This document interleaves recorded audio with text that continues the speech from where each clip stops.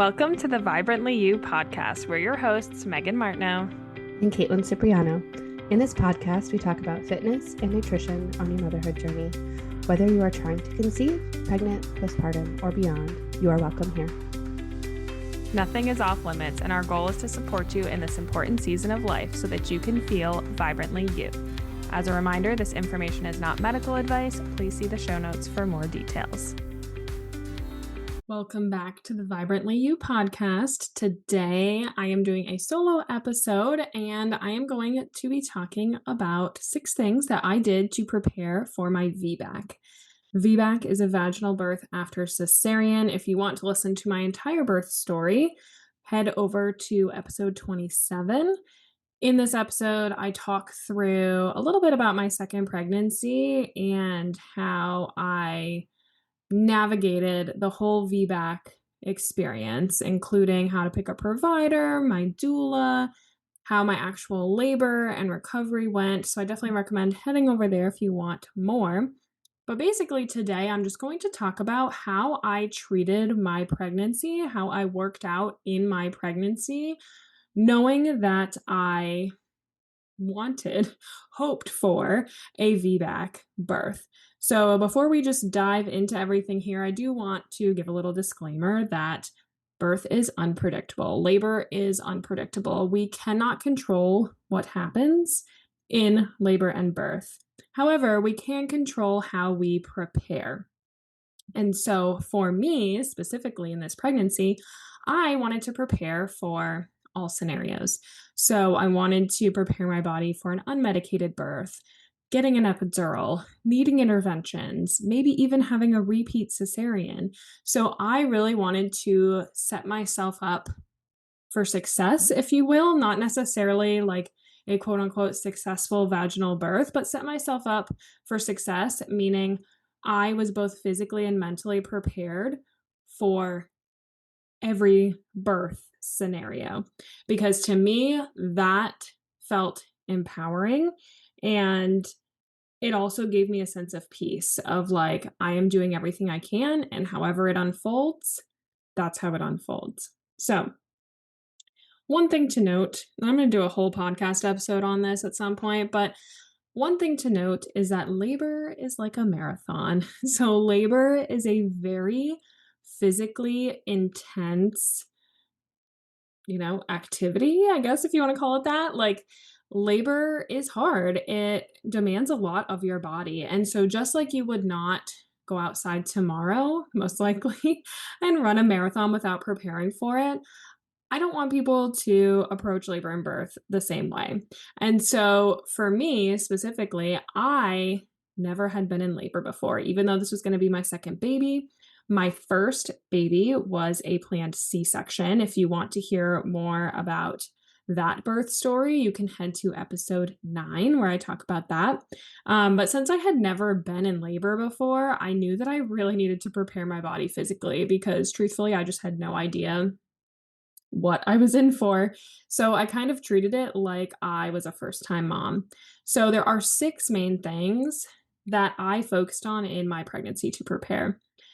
That is lower body strength, endurance, hip mobility, pelvic floor relaxation, body positioning, and mental prep. So I'm going to go through each one of these things and talk about what exactly I did.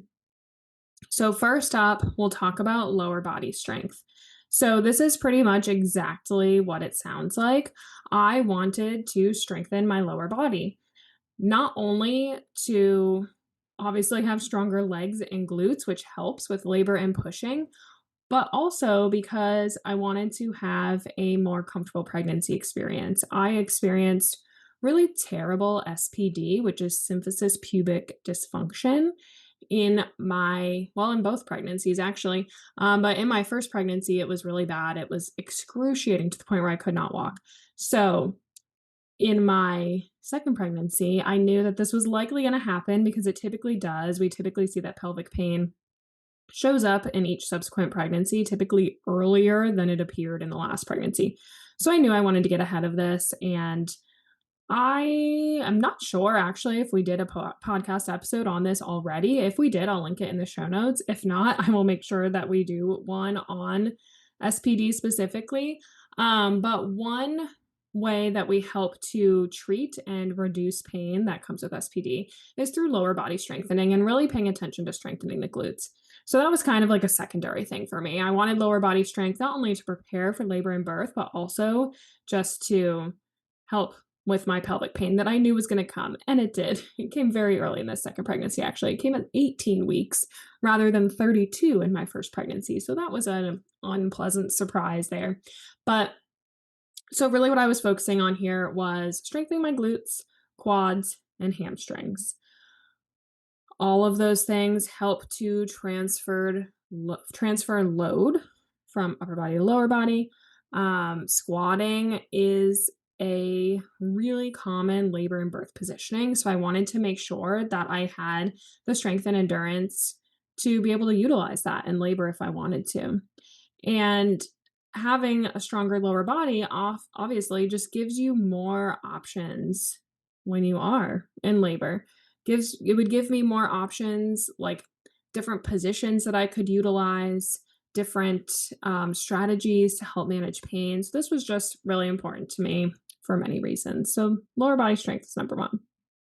Number two is endurance. And so this is a really big one. And I feel like when I talk about endurance in pregnancy, people are like, what, you want me to go out and run? Like, you want me to do burpees? Like, I'm not doing that. And this is not what I'm talking about when I talk about endurance.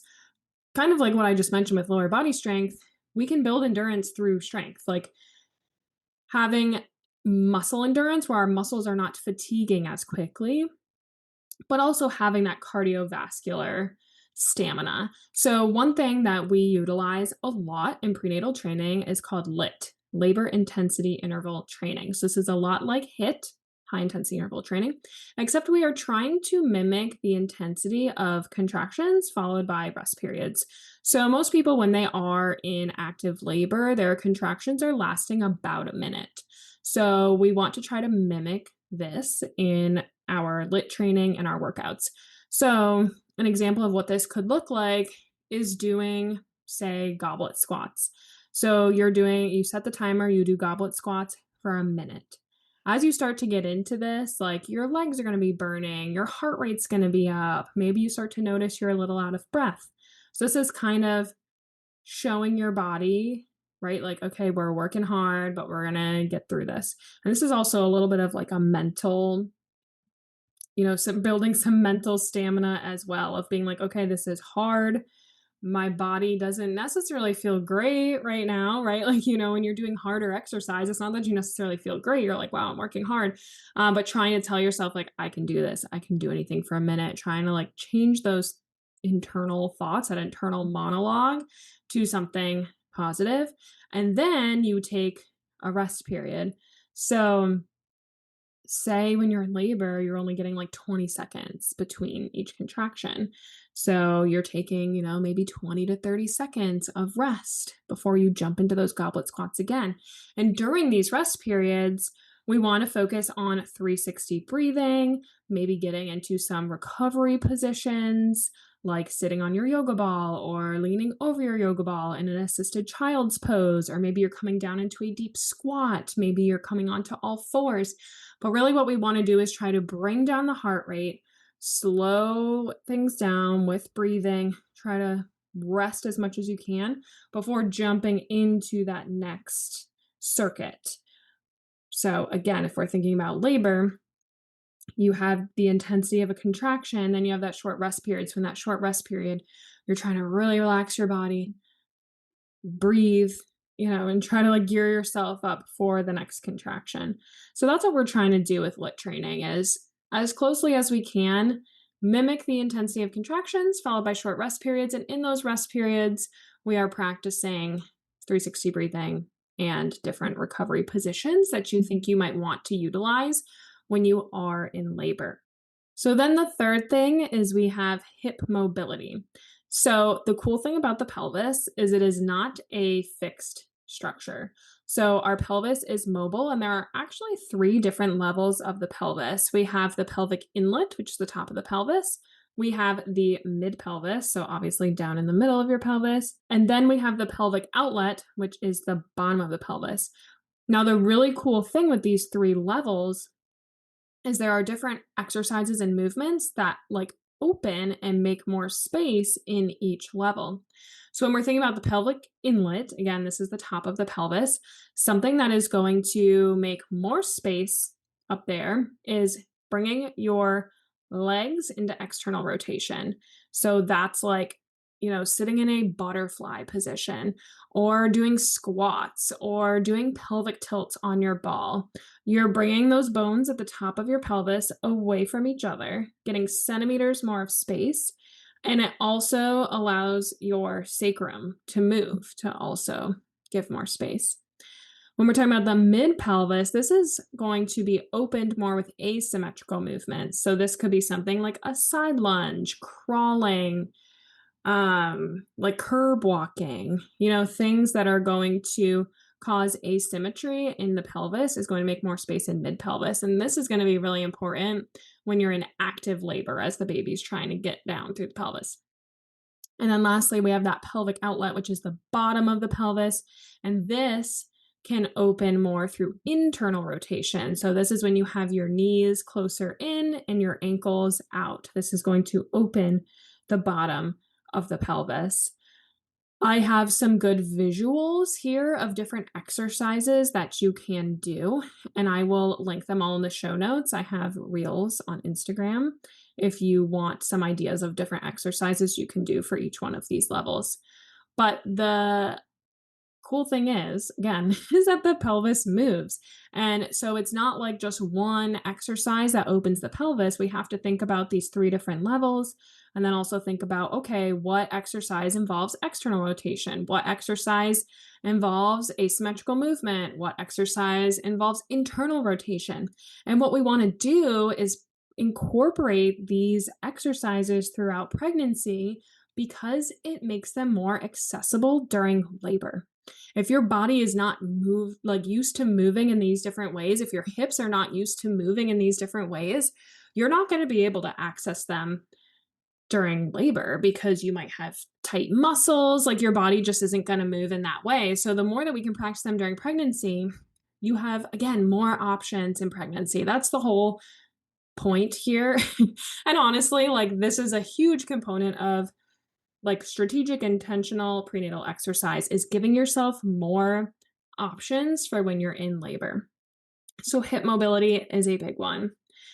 Number 4 is pelvic floor relaxation. So in pregnancy, we hear a lot about like, do your Kegels, you want a strong pelvic floor? And it's like, yes, we do want our pelvic floors to be strong to help support, all that extra weight during pregnancy. But when it comes to birth prep, labor, birth, pushing, those pelvic floor muscles need to be able to relax, lengthen, and get out of the way.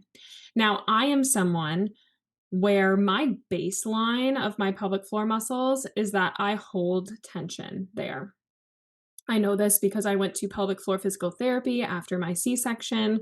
I was having a lot of issues and pain, and that PT was able to evaluate my pelvic floor muscles, identified that I had a lot of tension there. So I already knew that this was my baseline. This is also very common after you've had a C-section, just side note, if you are someone who's had a C-section.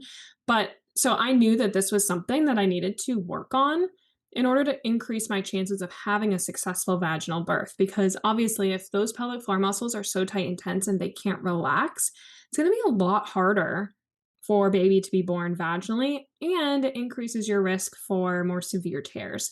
So this was a really big focus for me throughout pregnancy, was learning how to relax my pelvic floor. And the best ways to do this is through breath work, really on that inhale breath, learning how to relax your pelvic floor, release that tension, paying attention to my pelvic floor also, just as I moved throughout my day. Different activities, tended to make my pelvic floor more tense. And I would start to notice this, try to intentionally relax, release those muscles. Targeted stretches can also be really helpful. So these are things like a deep squat or an adductor rock back, I like a quad internal rotation. Obviously, it's hard when you can't like visualize these things, but if you head over to my Instagram, I share a lot of these stretches over there so you can have a visual. But also just working on overall relaxation of the muscles that surround the pelvis. Because, for example, if your inner thighs are really tight, that is going to pull on the pelvis. Your inner thighs attach to the pelvis and the pelvic floor. So that also impacts how your pelvic floor is going to, be able to relax. So just thinking about the fact that our pelvic floor doesn't work in isolation, right? There are other muscles and attachment points. And so just really paying attention to other muscle groups that you might need to learn how to relax and lengthen in order to help that pelvic floor relax. And we also sometimes need to work on strengthening. So, like if your glutes are very weak and your pelvic floor is kind of taking on the load of the glutes, that's going to make those muscles tighter. So, maybe you need to work on some glute strengthening so that your glutes are taking on more of the load and the pelvic floor can relax. So, this is more of a little bit this is a little more complicated, but it is something that is really important when we are thinking about labor and birth prep and wanting to increase chances of a successful vaginal birth. So that was number 4. Moving on to number 5 is body positioning. So this is something that I feel like people don't think about too often, but how you position your body during pregnancy does impact babies' positioning and how they are positioned in your body. Now, for me, again, if you want to listen to my first birth story, you can go back to episode 9. I'll also link it in the show notes. But my baby was breech, and that was why I ended up having a planned C-section because he just would not move. I wasn't really a great candidate for an ECV where they flip him. So I wanted to make sure, like right off the bat, I was doing what I could to help my baby get head down in an optimal positioning. So a couple things that I did were paying attention to the way I was sitting throughout the day, trying to either be in a stacked position with my ribcage stacked over my pelvis or even in a more like slightly forward leaning. Now, I don't mean like I would be sitting in a chair and leaning forward. That's weird. But rather than reclining a lot on the couch, because a lot of times when you recline, your pelvis ends up tucking under. And so that can make the space for baby a little, not great, not optimal. So instead, if I wanted to recline, I would try to like lay on my side so that I was still kind of in that stacked position, or I would sit on my yoga ball and then kind of lean forward onto the back of the couch or the side of the couch if I wanted to relax, rather than bringing my pelvis like in this tucked under position.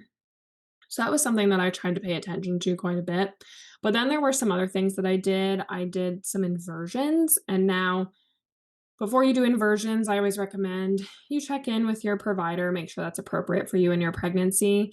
But a great resource for that is Spinning Babies. They have a lot of information on how to safely utilize inversions in pregnancy. And then also at the very end of my pregnancy, I was doing the Miles circuit. I think I did this for the last maybe 2 weeks of pregnancy. And you can also just Google Miles circuit. I'll link these again in the show notes. But the Miles circuit is, I know we've talked about this in other episodes. I can never remember. I think it's like an hour and a half. And there's 3 different things that you're doing. And so you spend 30 minutes in each one of these positions. And that, again, just helps to optimize the position that baby is in for birth. So that was something, again, body positioning throughout my entire pregnancy is something I just really tried to pay attention to. And then lastly is mental prep. This is a really big one. So how I prepped mentally, if we go back to the lit training, when I was doing my lit training, like that 1 minute of more intense exercise, my muscles were burning, my heart rate was up. I'm like, I'm tired. This sucks. Rather than focusing all my mental energy on like how much I hated doing that and like looking at my timer, trying to see how much I had left, I tried to switch my attention and focus to things that were more positive and like repeating the birth affirmations and mantras that I wanted to utilize during labor in these moments when I was exercising. So I would often say, I can do anything for a minute. My body is strong. Every contraction brings me closer to my baby. contractions can't be stronger than me because they are part of me. Like I had looked up a bunch of mantras and birth affirmations, wrote them down, and I was always saying them to myself. But I also utilized them quite a bit when I was exercising because I felt like that was just a good opportunity when I'm already doing something that's physically exhausting. I'm feeling sensations in my body that are not necessarily pleasant, right? So even though obviously it does not compare to actual contractions, like it's the closest that we can do to kind of prepare for that. So I would try to repeat those quite a bit and just shift my focus from being more negative to positive. I did a lot of meditation and just mindfulness practice, trying to not necessarily like quiet my mind, but just focus inward more because I knew that that was going to be really important when I was in labor. I also journaled a lot. So I journaled about what my ideal birth experience was like, why I wanted to have a VBAC, why that was important to me. How would I feel if that didn't pan out? What if I ended up needing a repeat C-section? What were my feelings around that? Like, I really tried to journal everything out, get it out of my head and onto paper to just kind of make sense of, the stories I was telling myself, the way that I felt about my birth experience. And I do feel like that was really, really powerful and helpful. Like I said, I had birth affirmations, mantras. I had even found, I think I curated like a playlist on YouTube of different birth affirmations too, where it was like, nice, peaceful music and a very calming voice repeating the affirmations. And sometimes I'd just pop in my headphones, if I was cleaning or going for a walk or doing whatever, and just listen to those affirmations, like letting them seep into my subconscious. I also tried to seek out positive VBAC birth experiences. I think, and I talk about this again in my birth experience, like from my actual VBAC, so episode 27. Um, I did want to gather all the facts and be empowered, right, about risks of VBAC or repeat C-section. Like, I didn't want to bury my head in the sand and be like, I'm going to have a VBAC no matter what. Like, I really wanted to understand the risks, the benefits, and so I sought out trusted sources to do that. VBAC Facts is a great one. I will also drop that in the show notes. But social media can be what's the right word here? It can be flooded with really negative birth experiences and people trauma dumping, I guess. And when you are preparing for birth, like again, being informed and knowing the risks, yes, that's important. But having people trauma dump all over you about their birth experiences is often not helpful. So trying to stay away from that and instead seek out positive VBAC experiences was helpful for me. I also worked with a birth doula. So that was something that I knew would help increase my chances of having a vaginal birth. And having the doula too was also that just also really helped with my mindset, with my overall feelings of competency, I guess.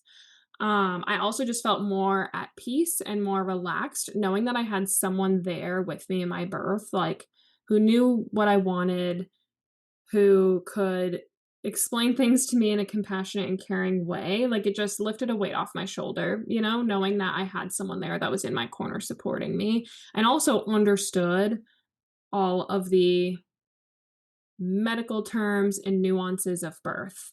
Like it was just one less thing I had to worry about. So I really think that helped with my mental prep as well. And then I also took a very comprehensive childbirth ed class, and I highly, highly recommend this. I just hear from so many people that the hospital birth classes are just like, nah.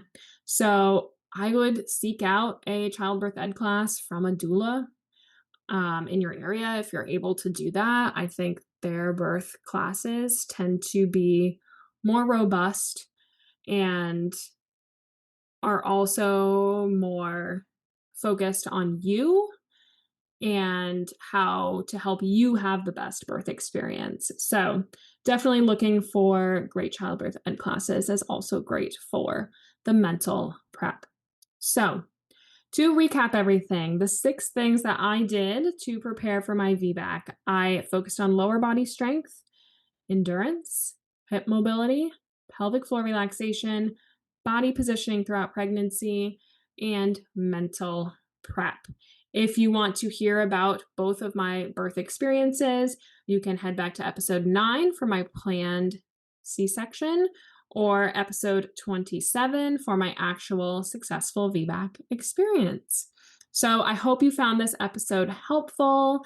Hopefully, if you are preparing for a VBAC yourself, some of these things resonated with you, and you can also integrate this into your workouts or just your own general birth prep. If you do want support, I do work one-on-one with clients in pregnancy. Many of them are hoping to have a vaginal birth, so I try to incorporate all of these things in everyone's prenatal custom workout plans. So you can always head to my website, www.vibrantmamawellness.com, head over to services, learn more about my one-on-one training.